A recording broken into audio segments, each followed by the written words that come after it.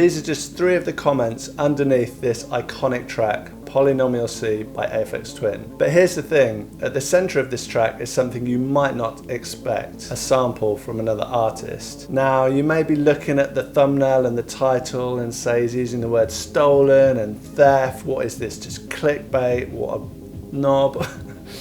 But the fact is, a lot of people do see sampling as stealing. And if you look on forums when people ask about it, a lot of people will chime in and say, why don't you just make your own music instead of sampling? And outside of the scene, a lot of people will see it as just passing off someone else's work as your own. So that's why I think it's an interesting question to ask and to talk about. So in this video, I'm going to break down the 3 main elements of the track, reveal the sample at its heart, and show you how Aphex Twin took something so simple and turned it into something timeless. If you're a bit stuck with your music and you'd really like some help with consistently finishing tracks you're happy with, I've made a quick quiz to really help you identify where the problems are and how you can solve them. Hit the link in the description for that. Okay, so really the heart of this track is the amazing sequence, which I would bet money that it was made with an SH-101.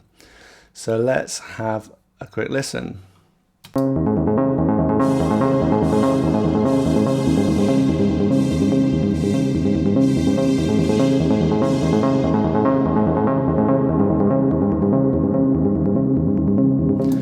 Let's just first of all think about how Aphex Twin might have done this. I believe he would have used the sequencer on his SH-101. So maybe the first thing to say is that he's using lashings of reverb, which is characteristic of his music in this period. So I'm using Valhalla Vintage Verb for that, and also some delay.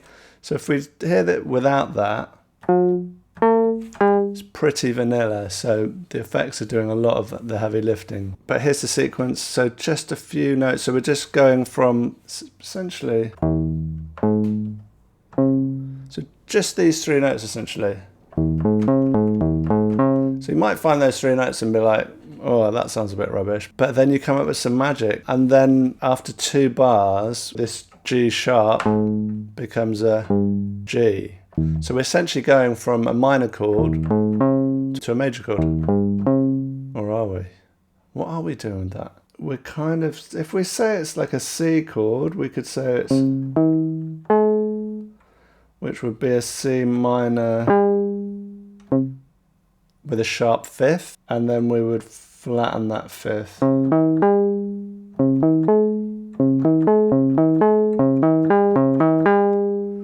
It's just a classic case of something fairly simple just sounding epic in the right hands. Of course, the effects are making a big difference. If we have it here, just the delay,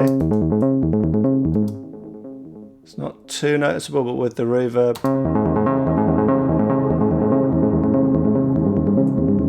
we've got a really big delay, decay time, this cavernous sound, and it just sounds amazing. And then we have another sequence here.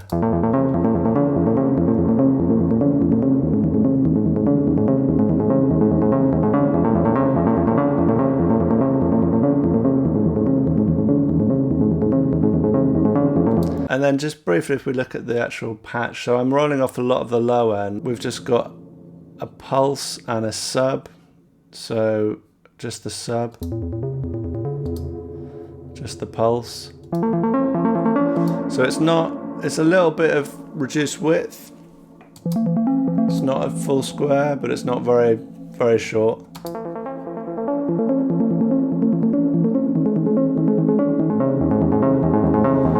Okay, so then the next part we're going to look at is the amazing strings. And I struggled, honestly, with these. It's just so hard to know exactly how he made it, but I've been really influenced since seeing the guy from Air talk about, on tape notes, talk about making Moon Safari. It's really brought to my attention the Selena string machine, and I've got the Arturia version, Selena V. I wouldn't be surprised if he did use this. I mean, he messed about with his sounds so much and affected them, but let's have a quick listen.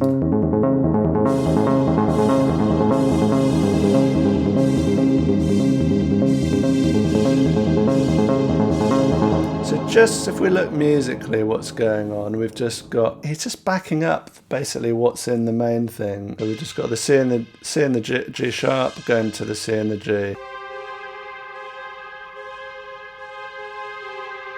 It didn't sound quite right to me, so what I actually did is layered it with strings from a JV 1080, and it's patch 39 bright strings. And I think I wanted more of the mid-range kind of weight in that. But I'm filtering both of these with a bandpass filter, adding lashings of reverb, this time on a send. And I'm using automation with an auto filter to try and get the same kind of sound as on the record. So then here we get the other one, the other sequence that goes along with this MIDI sequence, and again I think he's just pretty much backing up what's here.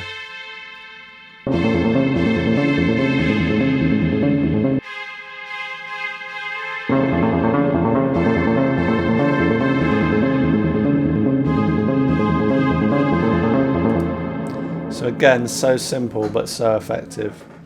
So if you're making music and you're thinking you have to be super complicated and doing like very dramatic things, just look how simple this basically is. It's basically like 2 chords or 2 variations of the same chord, but just with a nice little simple sequence, and then we have a string just kind of basically backing up that, and it just sounds incredible. So in a moment we'll just get into what this sample is that has been used for the drums, but just first of all I just want to show that I listen to you guys. So I posted a short the other day, and evidently there was some of my personal grooming wasn't quite up to scratch. Things got a bit hairy, so this is talking about my nose hair. Needs to trim the top frequencies a bit. Who knows? And then on a more serious note, seriously, first thing I noticed, even before it closed in on you, get yourself a nose/ear trimmer. $10 for you not to look like you got boogs hanging. I mean, this is just one of these things that comes with age, I think. But I just want you to know, I've taken it on board. I've given them a little trim. Hope you appreciate it. And talking of appreciation, I'd just like to thank Beyerdynamic for sending me these DT 990 Pro headphones. They sound fantastic. They're really comfortable to wear, and I've been really enjoying them and finding them really good for making music with them. So if you're interested in those, there's a link in the description to check them out. Okay, so this is the naughty, very naughty sample that Aphex Twin used. It's by Simon Harris, who's kind of a legend in the sampling world, and it's called Dope Jam. To get the kind of sound similar to the record, I actually used 2. I've got like one with a lot of the lows off and boosting the highs right up. I'm using raw there for a bit more. If we just take all the processing off, it sounds like this.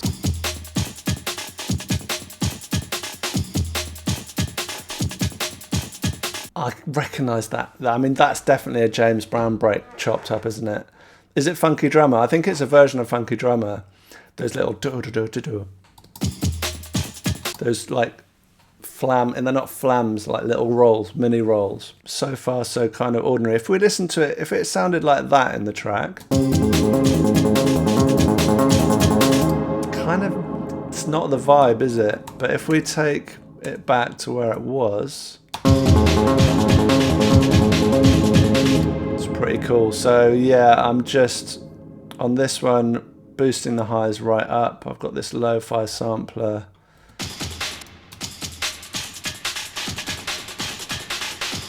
Just to give it that kind of vibe. Tal DAC with this emu. Just to kind of make it a bit more trashy, I guess. And then lashings of reverb again. And then with this one, boosting the lows right up and a bit of Tal DAC. Because there's quite a lot of low in the kind of break in the original. But you put all that together and you get this.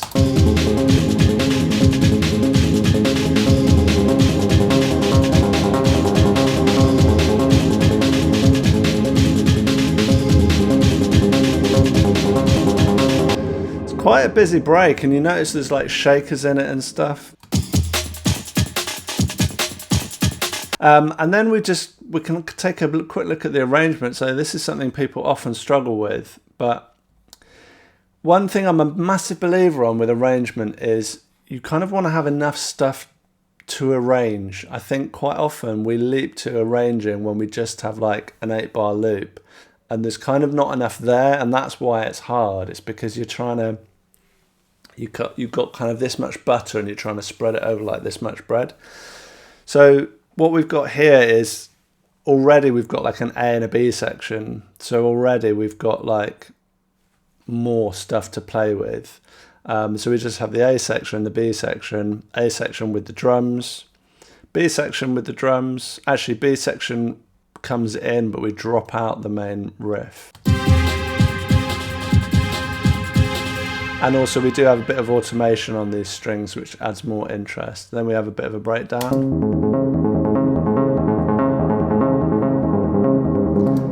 And then, so this is just a tiny bit of the break reversed. Yeah.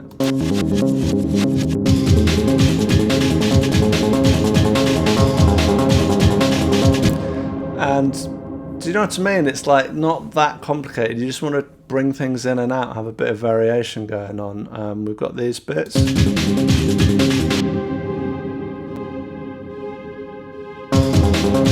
Just take everything out. That sounds good.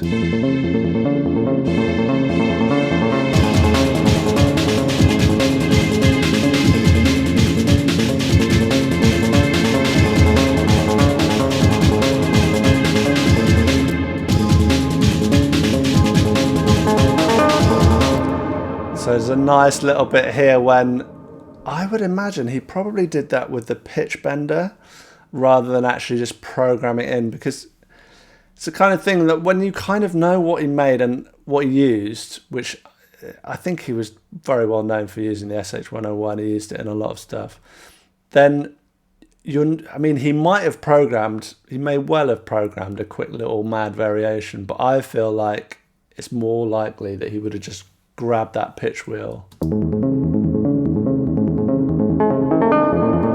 Because it's not, I don't think it's like in key or anything, it's like playing a D, but that would make sense if you're just doing something a bit live. But I mean, for me, that's a massive part of my workflow, is like jamming stuff live, getting interest, getting cool stuff baked in.